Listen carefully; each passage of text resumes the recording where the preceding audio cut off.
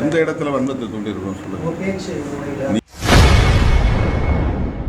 சமூக வலைதளங்களில் வன்மத்தை தூண்டுவது குறித்து செய்தியாளர் எழுப்பிய கேள்விக்கு விசிக தலைவர் திருமாவளவன் பதிலளித்துள்ளார்.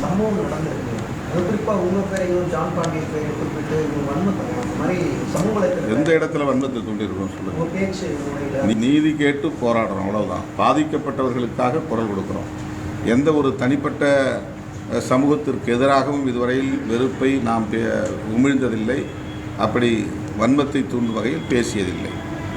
இந்த கவின் வழக்கில் எப்படி போயிட்டு இருக்கு? கேஸ் ஃபாலோ பண்ணுறீங்களா?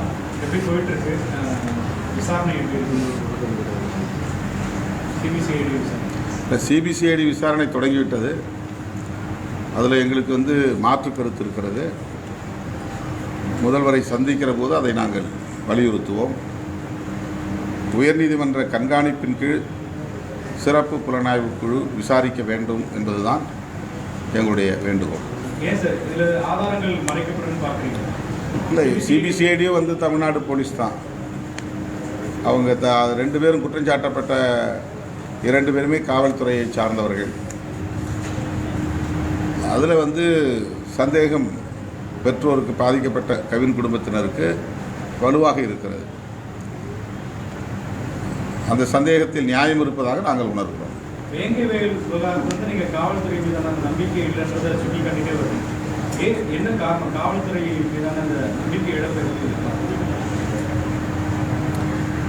பொதுவாகவே ஒரு ஆன்டி தலித் ஸ்ட்ரைக்குங்கிறது நேஷனல் லெவலில் இருக்குது. இது தமிழ்நாடு மட்டும் இல்லை, இந்த வேங்கவேல் பிரச்சனை மட்டும் இல்லை. தலித்துகளுக்கு எதிரான வன்கொடுமைகளை விசாரிக்கக்கூடியவர்கள் மிக இலகுவாக ஆதிக்க சாதியினரின் அழுத்தத்திற்கு ஆளாகி விடுகிறார்கள். இந்த வழக்கை வெற்றிகரமாக நடத்தி குற்றங்களில் ஈடுபட்டவர்கள் மீது தண்டனை வாங்கி தர வேண்டும் என்பதில் தீவிரம் காட்டுவதில்லை. பெரும்பாலான வழக்குகள் நீர்த்து போய்விடுகின்றன. இது இந்தியா முழுவதும் உள்ள நிலைமை. தமிழ்நாட்டிலும் அது எந்த ஆட்சியில் இருந்தாலும் தமிழ்நாட்டிலும் அது இருக்கிறது. அதனால்தான் பியூரோக்ராட்ஸ்க்குன்னு ஒரு தனி அணுகுமுறை இருக்கிறது என்பதை நான் அவ்வப்போது சுட்டி காட்டுகிறேன்.